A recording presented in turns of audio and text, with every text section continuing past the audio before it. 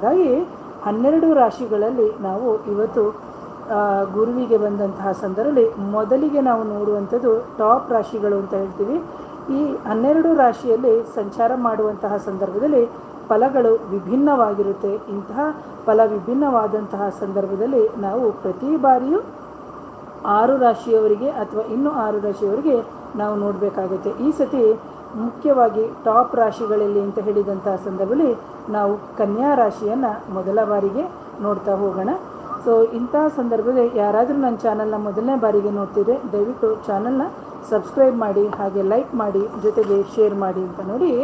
ಕನ್ಯಾ ರಾಶಿಯವರಿಗೆ ಅಂತ ಹೇಳಿದಂತಹ ಸಂದರ್ಭದಲ್ಲಿ ಗುರು ನಿಮಗೆ ನಿಮ್ಮ ರಾಶಿಯಿಂದ 11ನೇ ಮನೆಗೆ ಅಂತ ಹೇಳ್ಬಿಟ್ಟು, ಅಂದರೆ 11ನೇ ಮನೆ ಅಂತ ಹೇಳಿದಂತಹ ಸಂದರ್ಭದಲ್ಲಿ ನಮಗೆ ಲಾಭಸ್ಥಾನ ಅಂತ ನಾವು ಹೇಳ್ತೀವಿ. ಇಂತಹ ಒಂದು ಲಾಭಸ್ಥಾನದಲ್ಲಿ ಏನಾಗುತ್ತೆ ಅಂತಂದರೆ, ನೀವು ಎಷ್ಟೋ ದಿನದಿಂದ ನಿಮಗೆ ಯಾವುದೋ ಒಂದು ಶುಭ ಕಾರ್ಯಗಳು ಮಾಡಬೇಕಾಗಿರುತ್ತೆ, ಅದು ಆಗ್ತಾನೇ ಇರಲ್ಲ. ಅಥವಾ ಒಂದು ಕೆಲಸದಲ್ಲಿ ಪ್ರಮೋಷನ್ ಅಂತ ಇರುತ್ತೆ, ಆ ಪ್ರಮೋಷನ್ ಸಿಕ್ಕದೇ ಇರುವಂಥದ್ದು, ಅಥವಾ ವಿದ್ಯಾಭ್ಯಾಸದಲ್ಲಿ ಹೊರದೇಶಕ್ಕೆ ಹೋಗಬೇಕಾಗಿರುವಂಥದ್ದು, ಅಥವಾ ಏನು ಕೊಟ್ಟಿರುವಂಥ ಹಣ ಬರದೇ ಇರುವಂಥದ್ದು.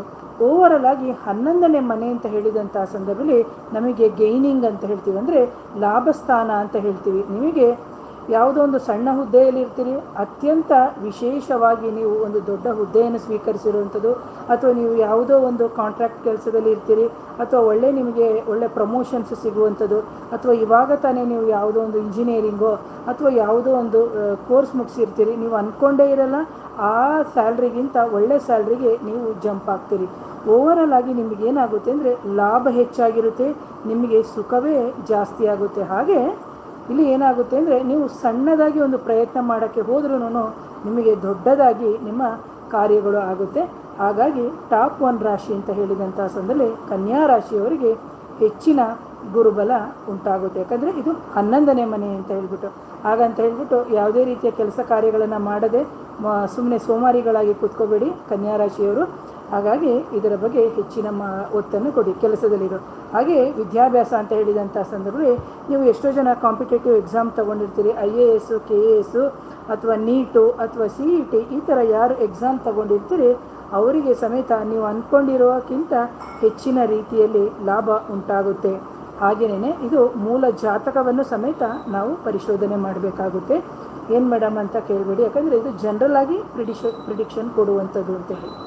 ಹಾಗೆಯೇ ಎಷ್ಟೋ ಬಾರಿ ಕೆಲವರೆಲ್ಲ ನೀವು ನೋಡಬೇಕು, ವೀಸಾ ಅಪ್ಲೈ ಮಾಡಿರ್ತೀರಿ, ಆ ವೀಸಾ ನಿಮಗೆ ಸಿಗದೇ ಇರುವಂಥದ್ದು, ಅದು ಸಮೇತ ನಿಮಗೆ ಸಿಕ್ಕುತ್ತೆ ಅಂತ ಹೇಳ್ಬಿಟ್ಟು ಓವರಾಲ್ ಆಗಿ ನಿಮಗೆ ಸುಖ, ಜೊತೆಗೆ ನೀವು ಅಂದ್ಕೊಂಡಿರುವಂತಹ ಹೆಚ್ಚಿನ ಕಾರ್ಯಗಳು ಮಾಡ್ಕೋತೀರಿ. ಹಾಗೆಯೇ ಒಂದು ಸೈಟನ್ನು ಖರೀದಿ ಮಾಡೋದು, ಒಂದು ಮನೆಯನ್ನು ಇದ್ದಕ್ಕಿದ್ದಂಗೆ ಮನೆಯನ್ನು ಖರೀದಿ ಮಾಡೋದು, ಅಥವಾ ಬಿಸ್ನೆಸ್ ಮಾಡಿದ್ರೆ ಹೆಚ್ಚಿನ ರೀತಿಯಲ್ಲಿ ನಿಮಗೆ ಧನಲಾಭ ಆಗ್ತಾ ಇರುತ್ತೆ.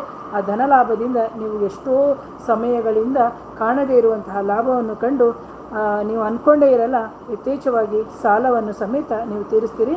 ಹಾಗೆಯೇ ಎಷ್ಟೋ ದಿನಗಳಿಂದ ನಿಮಗೆ ಆರೋಗ್ಯದ ಸಮಸ್ಯೆ ಏನಾದರೂ ಇತ್ತು ಅಂದರೆ ಅಂತಹ ಆರೋಗ್ಯ ಸಮೇತ ನಿಮಗೆ ಸರಿಯಾಗುತ್ತೆ. ಹಾಗೆ ನಿಮಗೆ ನಾನು ಹೇಳಿದೆ ಈಗಾಗಲೇ ಅದು ಒಂದು ಉತ್ಪತ್ತಿಯ ಕಾಲ ಅಂತಲೇ ಹೇಳ್ತೀನಿ.